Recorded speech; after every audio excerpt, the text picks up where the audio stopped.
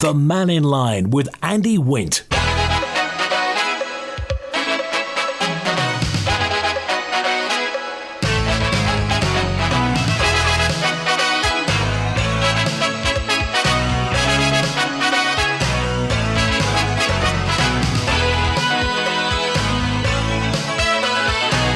Pastor Mike, good afternoon. Welcome to Mannin Line on Manx Radio. Public access, your chance to have your say. Public affairs, whatever's on your mind. Call and tell the nation on 66 13 68. Text 166 177. Same number for WhatsApp. Email studio@manxradio.com. By the way, I've yet to find anybody who's eaten an eel in the last 28 days. Or a rock spur, dog spur. But I live in hope. So you heard the story, of course. We're meant to be walking towards less private transport, walking towards active travel and public transport. And there were, well, let's just say, buses gone missing at the weekend. Absent buses, AWOL, taking a break.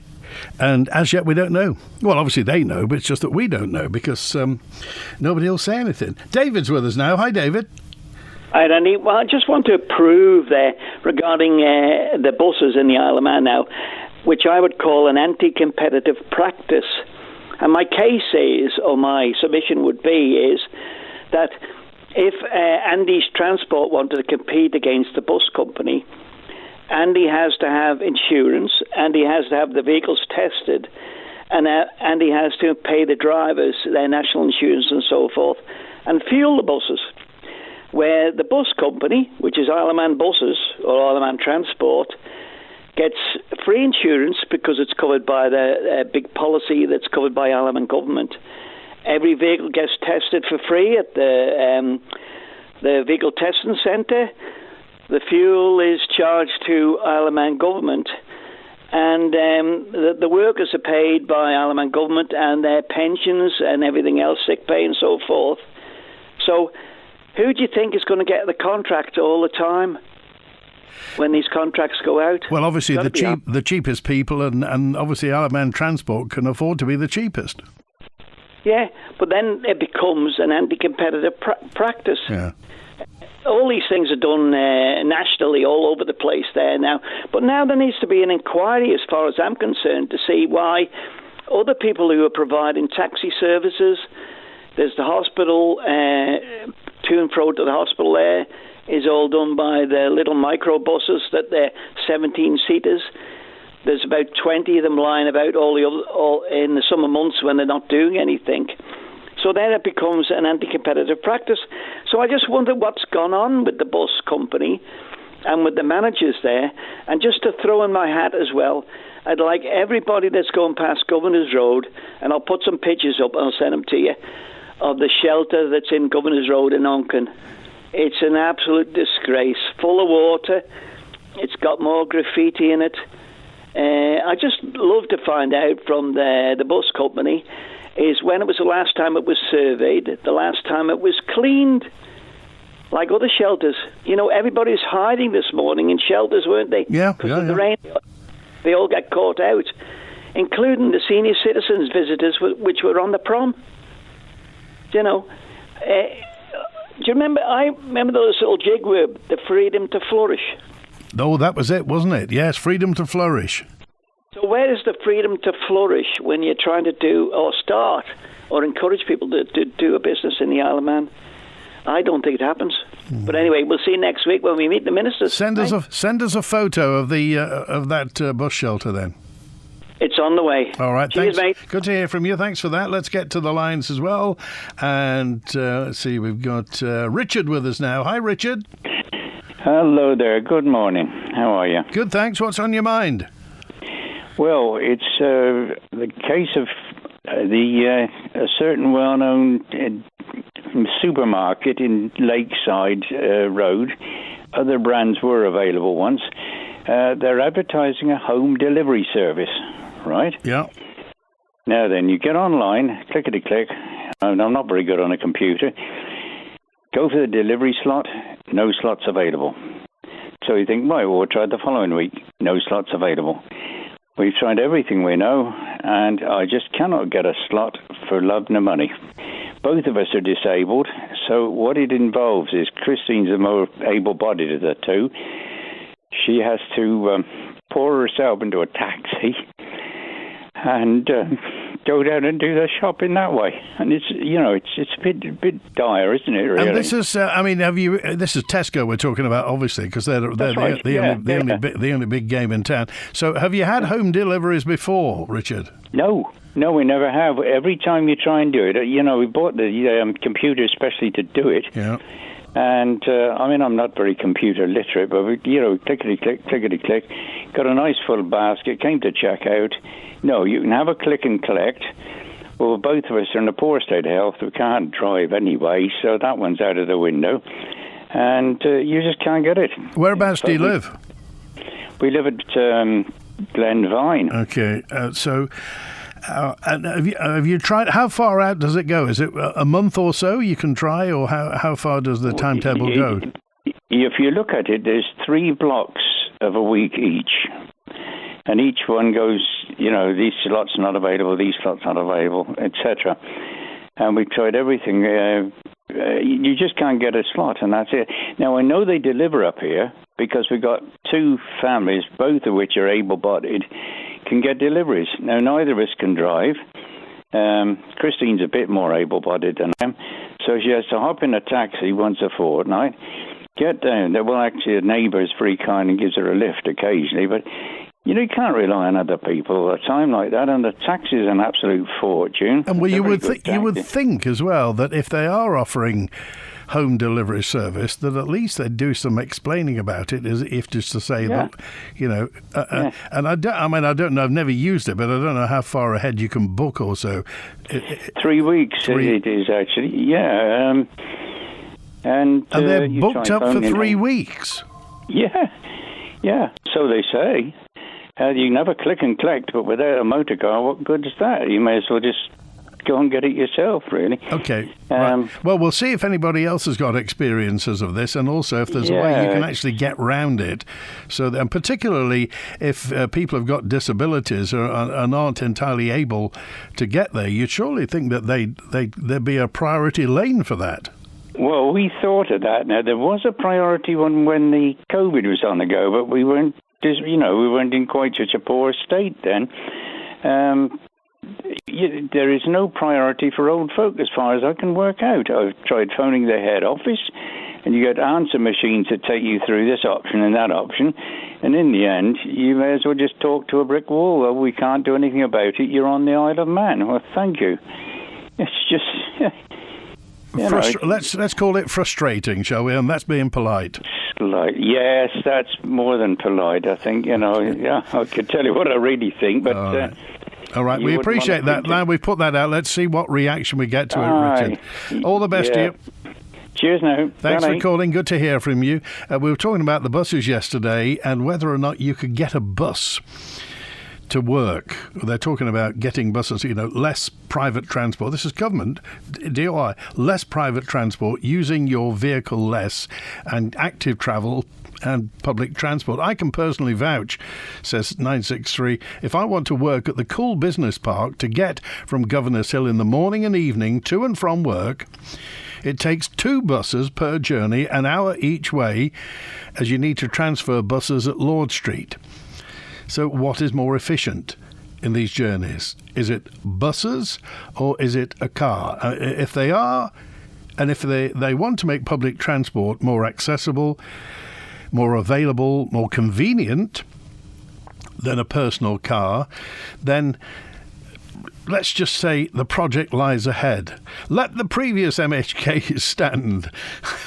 I don't think this lot are listening. Well... some very well-known bus drivers in previous MHKs. Julian's on now. Hi, Julian. Hi, Andy. Maybe put some sails on the buses at the moment. You might actually go faster than what they're currently doing. It's a thought. Where's your nearest bus service? It's the south, really. So anywhere around Port Aaron, Port St Mary, really, that sort of area. which is what I'm going to talk about. I was looking at some dictionary definitions of a couple of words that we hear quite regularly on the Mannin Line. Yeah. Merriam-Webster Dictionary defines disingenuous as giving a false appearance of simple frankness delivered with the intent to deceive or to serve some hidden purpose, not straightforward or candidly. And the other word that was quite interesting is misinformation, which is defined as incorrect, misleading, incomplete, or false information. Anyway, let's get on to the number 28 bus service to Cregneash. Oh, yes. My understanding is that there are moves to remove the licence. If that's the case, the licence is still active for what appears to be something similar to a swimming pool, a statutory service, which the public depends on. So who has signed off on this, and are they breaking their own rules to set a new precedent somehow? Because why is that bus service not running? Also, they've put the financial case forward that it's not making money, but they've neglected to include the money that's been received from Go cards. And something else that seems, shall I say, disingenuous, that's a seasonal bus service that runs roughly 6 months or 180 days of the year. Yeah. They've divided it up by 365 days. That's not fair, is it? It's not like the bus service from Port Erin to Douglas, where it's every day, more or less. Well, they're not comparing like for like, are they? Correct. And if we continue with the theme of the buses, why have 10 bus drivers walked out? Why were there, was it 30 services that were cancelled? 50. And I know 50, yeah. And you've also got a very strange picture, I think it was on your news service, of what looked like panels getting blown out on the top of the bus, which is interesting. It just makes you wonder, is Tim Crookall likely to come on your Mannin Line sometime and just explain what is going on with this? Nothing scheduled at the moment, but the invitation is always open. The issue is, and I don't know whether people in government really can't expect the public, that's me, that's you, they can't expect us not to put two and two together. If DOI is saying we should use private transport less, or the ultimate aim is to use private transport less, active travel, buses, public transport, whatever it's going to be, and then they don't provide public transport, they really can't expect people to just sit and smile and say nothing. Well, you'd think that the people from netzero.im would have something to say about this, considering the amount they talk about sort of, shall we say, nudging people, which is an expression that we've heard in recent years, to get onto public transport. I mean, maybe it might be an interesting thing to get all the MHKs with, say, 2 bags of shopping from Port Erin Tesco's and get them to walk up the Darragh Road to Cregneash. And they might want to reinstate the 28 bus, or perhaps from Port St Mary up the Howell Road. I mean, do you think there's a possibility in the back of this that the number 28 at some point will be saved and somebody will charge in on a white horse like a knight, a saviour knight, just to say, yes, it's going to happen? Is somebody playing politics with number 28 bus route?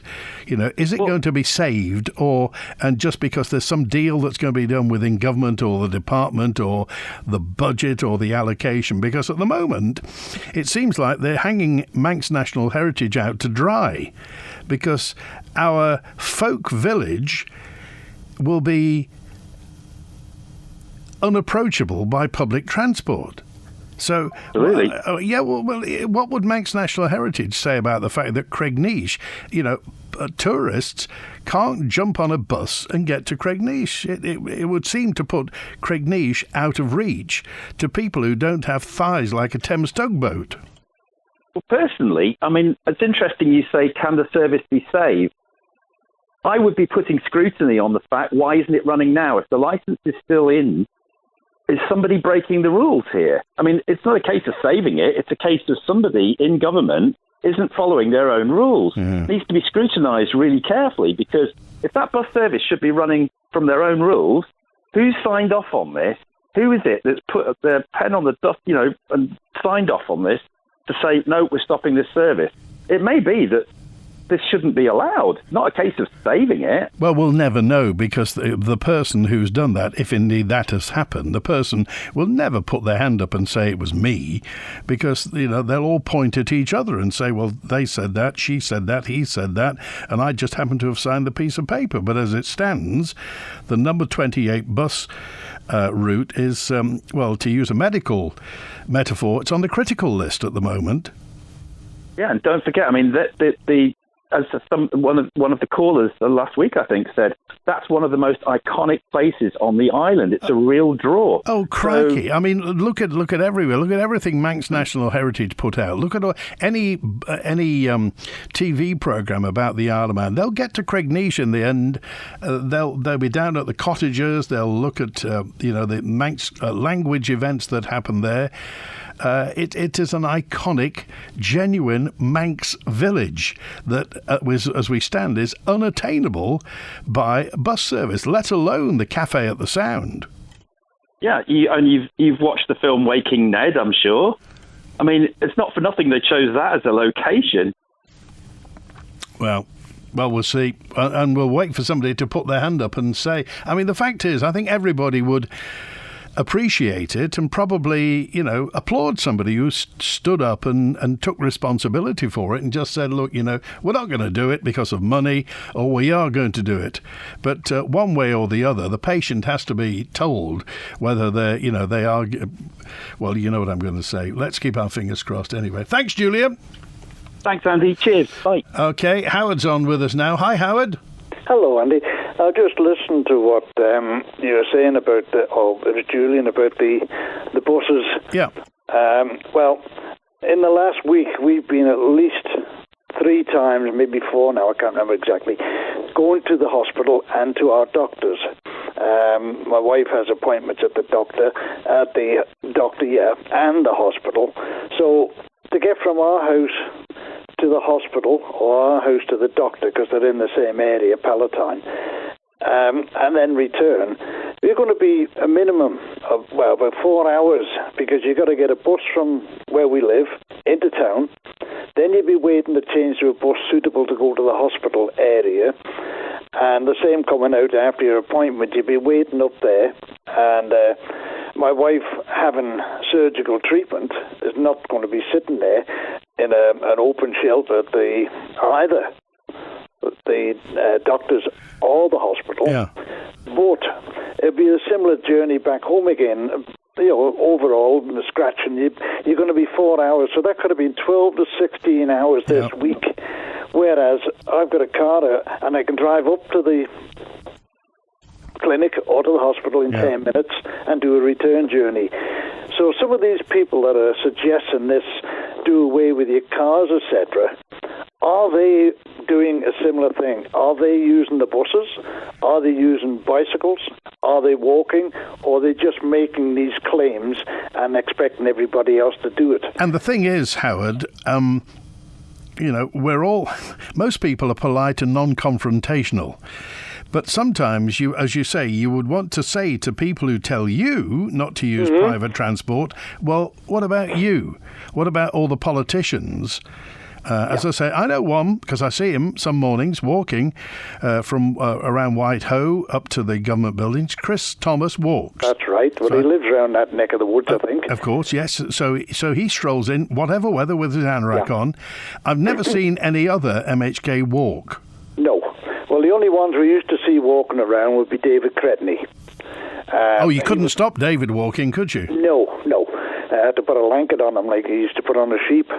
But David was there, but as you rightly say, there's very few of these politicians, and we keep blaming the politicians, but the message must be coming from behind the politicians. Yeah. The people who make these suggestions, which end up as rules.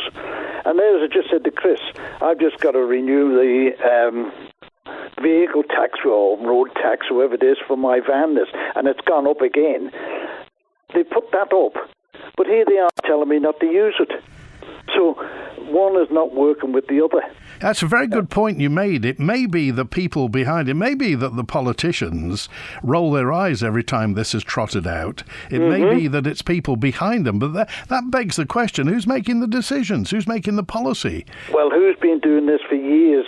And as I say, the next couple of years, we're going to have an election again, and we're going to get new blood in. Yeah. And they're going to be trained by the civil service to follow the pattern, as they call the blob. And they don't want the system changed because it's running comfortably for theirs. And the politicians, some of them are a bit aggressive, which is the best way to be in a sense, but others will just plod on through and do as they're told in a sense, because it's a nice, comfortable career. And, you know, it makes you wonder what they're doing and why don't they turn around and say, I'm sorry, but that is a damn stupid idea. But they won't, because they know full well that they're only going to be there for 5 years or something like that, so they're quite happy. But going back to where that chap was on a minute ago about the Tesco delivery, I don't know, we do our own shopping that way. But I know Richard and I know Christine, and I've known him for many years. And he's a perfect gentleman, and his wife, a lovely lady, and they are, how can I say, unable to do a bit of travelling now like they used to, and that man travelled the world. So how he can't get through, and I've heard this before from Tesco, that people just cannot get deliveries. Yet you see dozens of vans flying around, so who is getting the deliveries? That's the point. You know, there's loads of vans, I see them up our place, and they're delivering 3 and 4 boxes at a time. So the deliveries must be available, but why is there such a logjam? And that man and his wife, I know, and as I say, I've known him for many, many years, and he's not the sort of fella that would make abuse or abuse it or otherwise. He's a genuine sort of man. So somewhere in the Tesco system, they want to be looking at what their deliveries are. Okay. All right, Howard, thanks for calling today. Okay, take care. Good to hear from you. If people don't want the licence for the bus to Craigneish and the Sound to be discontinued, they need to send an email, says Margaret. Send an email to the Road Traffic Licensing Committee appealing that they don't discontinue the licence for the number 28 bus. While there's still a licence, there's hope for the bus to be reinstalled. But if the licence is cancelled, it's unlikely the number 28 bus will ever run again. Wow. Can you imagine that, if the number 28 bus never ran to Craigneish or to the Sound, so you couldn't get a bus if you wanted to go to the Calf, look at the Calf at the Sound, or to the... wonder what the people at the cafe think. Here's a note also in from Reese, who says, don't Robinsons do home delivery? I don't know. Do Robinsons do home delivery?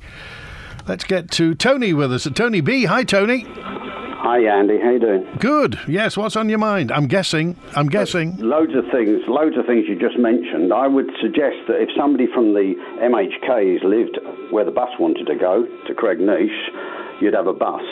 So it's not about stopping the bus, it's about who lives there and who will fight for it. And the other thing is that I would ask the bus company, their buses, when they stop, because of where they put the stops, they are breaking the law. Because when you stop, if you stop within the zigzag zone of a pedestrian crossing, now the police don't do anything about this, but if you stop within the zigzag zone, that's 3 penalty points and a fine. So there's another one that the bus company don't do, and they don't really care about. They just stick their bus stops where they want, and they're illegal because you can't overtake them, because you'd get 3 penalty points. Because they've stopped on a zigzag zone, which is illegal to stop in that area, because it's on a crossing. I wonder if anybody's ever been done over that. I bet you there's not one bus driver has ever got a ticket over it. But the issue is the ticket should be to the person who sits somewhere in an office in the bus company and decides where to put the bus stops. It's just appalling. It's just, there is no joined up writing between anything. Okay, I want to just go back a little bit. The man for trying to get a home delivery, go to Co-op, ask them. Oh, do the Co-op deliver as well? Yeah, the Co-op do home deliveries. Just ask the Co-op. See, can you get a home delivery? You might not get Tesco's, but you might be able to get the Co-op. Well, crikey, I think he said he lives at Glenvine. There's a Co-op just across the road. Correct. So I would ask the Co-op, can you deliver, and see. Okay, all right. And they're very helpful. Right, I want to go back to this vessel. There is feedback from our friends in the steam packet trying to justify why they can't sail the boat. And I call it a boat, and it really should be called a ship. A boat is something like a rowing boat. A ship is something that is big. Now, when you look at their website, and I'm not sure how accurate this is, according to them, the Manxman can carry 1,000 people, including crew, which would work out 52 crew, it says here, because it's 948 passengers. Now, I've never seen 948 passengers on any vessel, but that's fine. The passengers and crew on the Ben McCree is 666. And I suspect the crew is quite low, but still, it's quite a bit more. And the passengers and crew on the Mannin is 850. Now, how can it be that you can get that many passengers and crew on the Mannin, which is not very big, but it equates almost to the same as the boat that's 6 times the size? That it doesn't make any sense. We've looked at this wrongly. We've looked at this, looking how many dog kennels we've got and how many dog-friendly cabins, instead of looking at it as a bus service. And that's what we should have done originally. Well, as you said, yes, the other day was, as you said the other day, somebody somewhere decided what they wanted the ship to be, what they specifications, what they wanted, how much freight they wanted it to travel.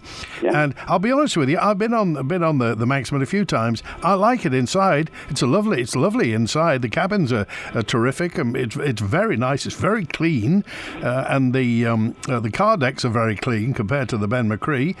But then wouldn't you after 26 years? It's just that I'm not an expert in matters maritime. So, as you say, who decided what the specifications were going to be? Somebody must have signed it off and said, we need X, Y, and Z. And the steam packet has been left with this. I could guarantee the people at the steam packet don't want all this hassle. They don't want all this abuse. They've been left with the Manxman, and they're going to have to make the most of it for over the next 20 years.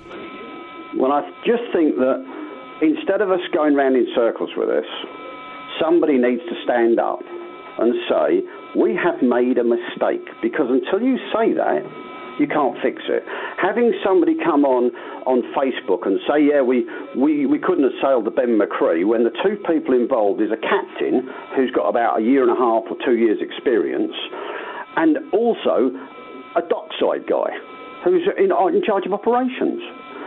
What experience do those two have in high winds with a high-sided vessel? Very little, I think. And the other thing is, if you go back to the design, there should have been a marine design engineer involved in this somewhere. Now, I guarantee you won't be able to find one, but there should have been. And that person would have looked at what's called windage. In other words, I've got X amount of square metres on the side of the ship.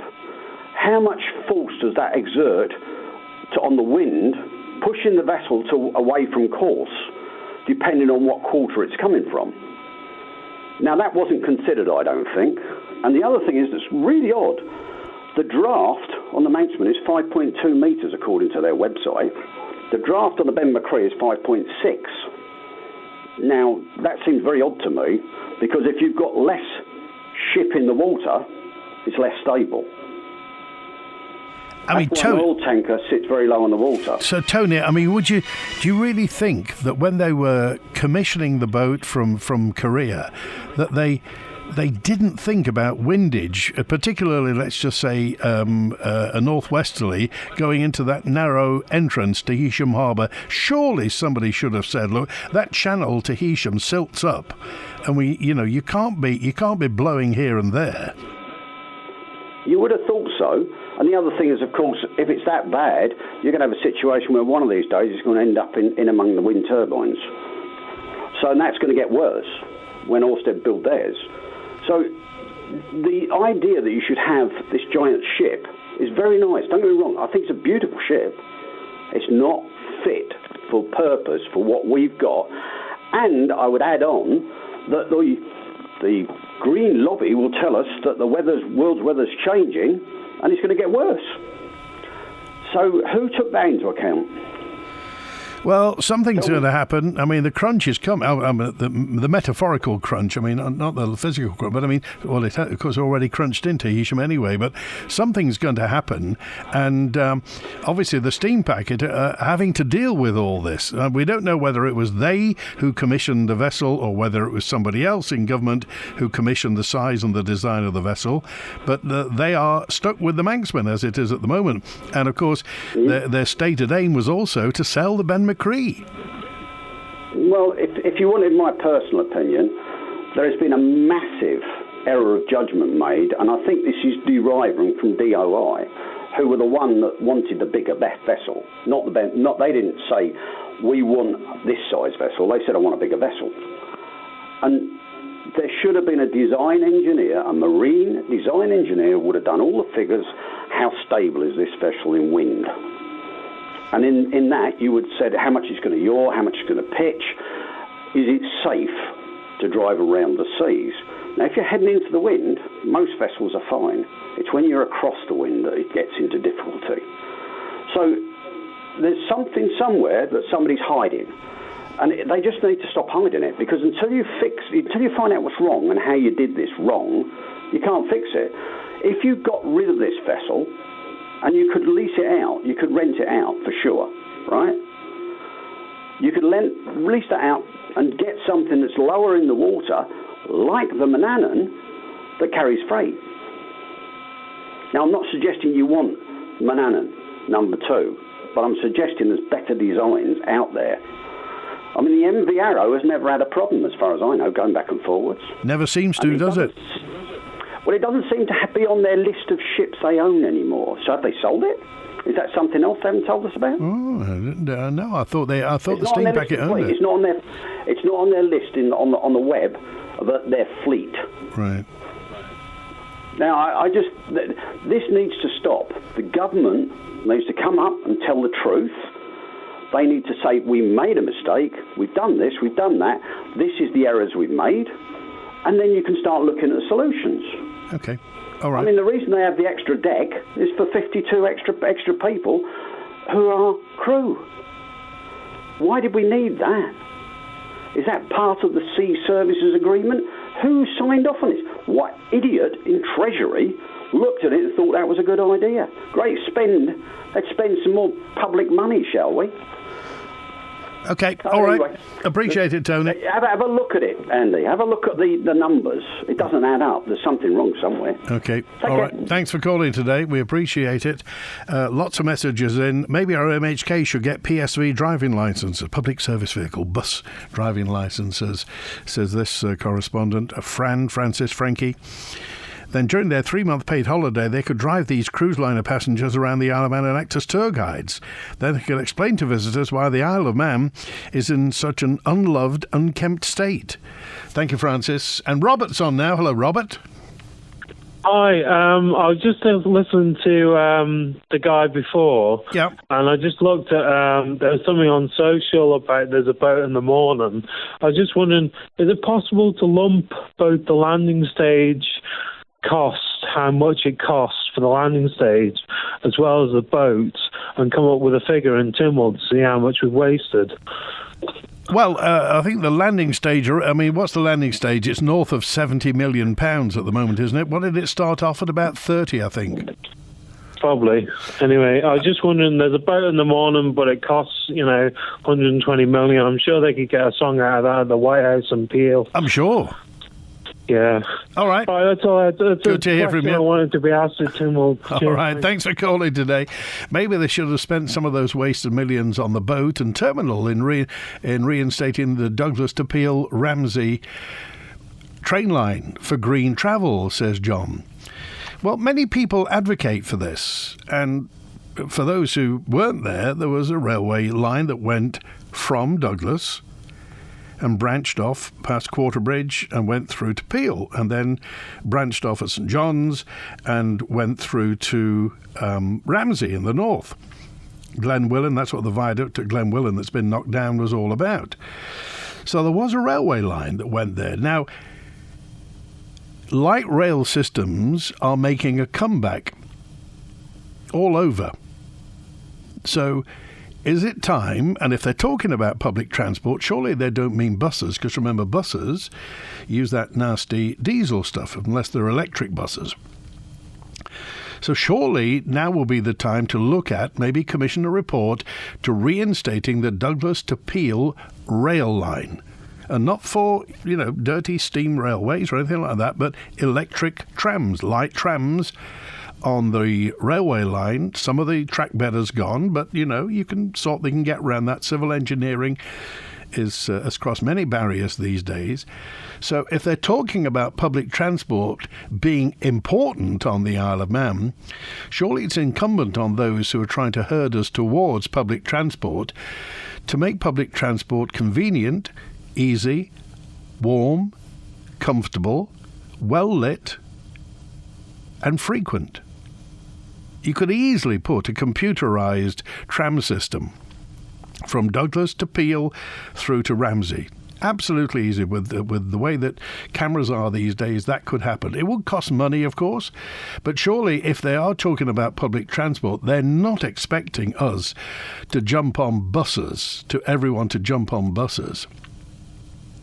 I mean, surely they've thought more deeply than that about what the public transport for the people of the Isle of Man, remember, including these 15,000 that are going to be joining us, what are they going to, what would you expect? The government treat us with contempt, says Helen on 505. Why not have the conference at the Villa instead of the Comis? That will be in keeping with their active travel policy and utilise one of their own assets, the Villa Marina. But no, people have to drive all the way to Santon for a conference that's held in a privately owned venue. It's all very strange, says Helen. Maybe they're trying to get us to walk up Richmond Hill. Maybe it's a practice for the parish walk. Roger's on now. Hello, Roger. Hi, Andy. I've just got in, so I apologise if somebody's already rang in, but I just wanted to point out to your listeners an email I received this morning from somebody or some organisation purporting to be Manx Telecom. Yeah. And if I can just briefly read it, it's quite short. Just said from the top, it says Manx Telecom, we're closing old versions of our mailbox as of September the 12th, 24. Click here to update mailbox. Ignoring this message will lead to the deactivation of your mailbox without permission.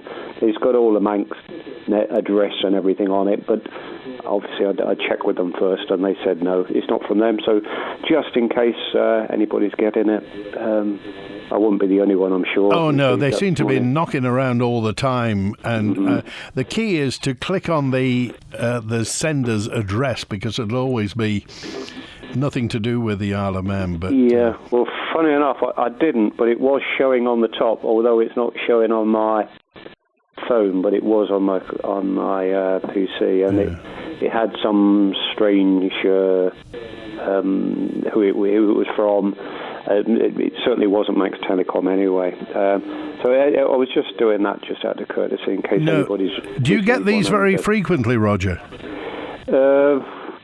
No, not really. I get enough. I'm paranoid about them. I think I probably one a month from whoever, but anything I don't. When it says click on, that's the red light for me, and I just junk it. But because this was Manx Telecom, it was easy just to give them a call. Okay, appreciate that, Roger. No problem. Take care. Good to hear from you. It's 1:45 on Manx Radio. Let me just give you some figures. The Manxman, motor vessel Manxman, £82 million, loaned from the Isle of Man government to the steam packet, the arm's length company. 82 million. If you've got a piece of paper and a pencil, jot these down. Manxman, £82 million loaned from the government to the steam packet. The Liverpool landing stage, let's just say approximately £80 million. Purchasing the steam packet company, £48 million. Remember, we bought it from the bank that got it when that pension fund defaulted. Was it the Banco Espírito Santo in Portugal? So buying the steam packet company, £48 million. The loan to the steam packet company, £82 million. Work on the King Edward Pier, north of 10 million. Let's call it £11 million. Jot it up. 82, 80, 48, 82, and 11, £303 million towards sea services. £303 million. Hi, it's Connor Cummins here. I'd just like to wish Manx Radio a very happy 60th birthday. I'm sorry? You just spat your sandwich out. As a long-established firm, Mann Benham offer a comprehensive range of legal services assisting individuals and businesses, from sole traders to the island's largest employers. Mann Benham have built up a reputation for giving a fast, efficient, cost-effective service with a personal edge. From buying and selling property to drawing up leases, employment matters, contracts and more. Call Mann Benham for your free consultation on 639 350. Mann Benham, here for you. Oh, not again. Oh, that Jack from next door really needs to improve his left foot. Oh, don't worry. The storm did the damage last time, and it was easy to get a greenhouse pane from Manx Glass and Glazing.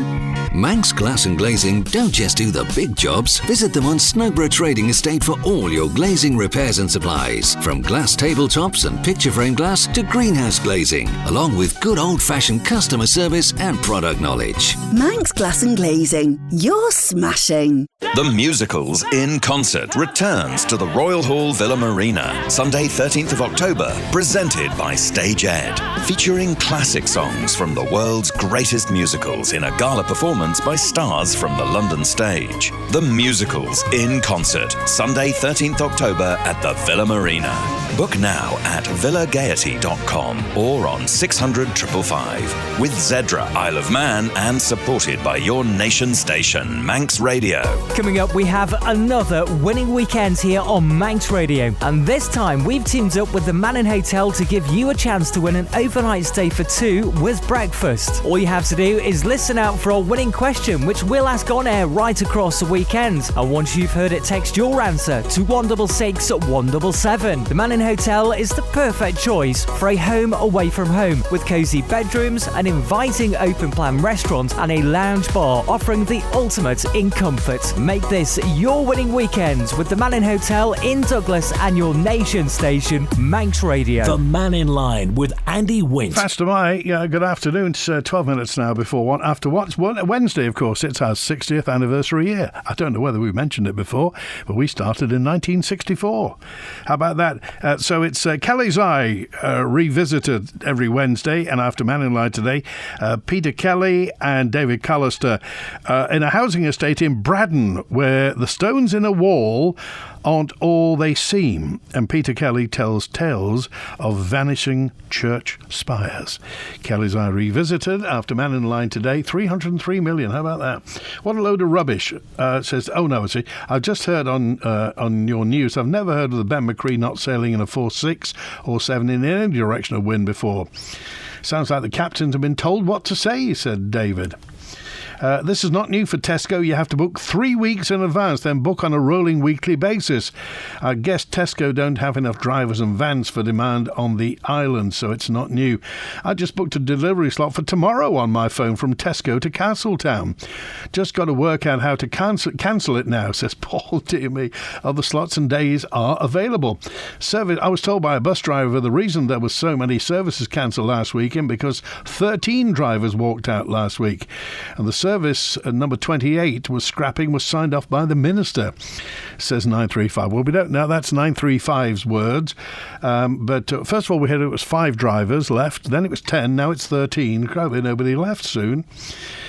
A message also in from, this is Peter, who just says, maybe some of the other supermarkets should advertise on Manx Radio. And then they could tell us if they got home delivery slots. Yes, by all means, call 682-600. Speak to Brian O'Reilly. He'll tell you all about advertising. So we can expect that from Robinson's Home Deliveries, Co-op Home Deliveries, and anybody else for that matter. 682-600. Speak to Brian O'Reilly. So to ease the problem with buses from Douglas to Nobles, why not have a minibus which just does Lord Street to Nobles every 20 minutes, returning on a nominal fare? This will stop people hanging around waiting for the service bus.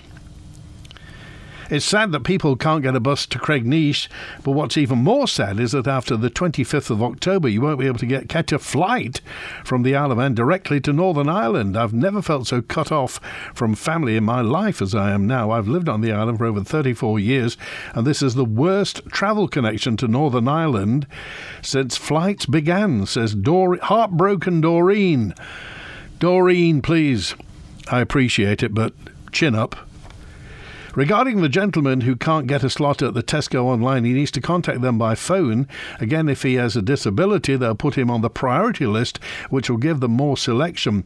But when they get a slot, they must ensure they add to the basket so they keep the slot, says Kay. Co-op do home deliveries, says this correspondent, from Crosby to Glenvine, and they're great, says 888. And again, somebody else plug in the Co-op. Regarding the buses and getting to work, says 101, if you work at Nobles Hospital and start at 9 a.m. or have an early clinic appointment, there are no buses from Peel that go to Nobles Hospital between 8:17 and 9:37.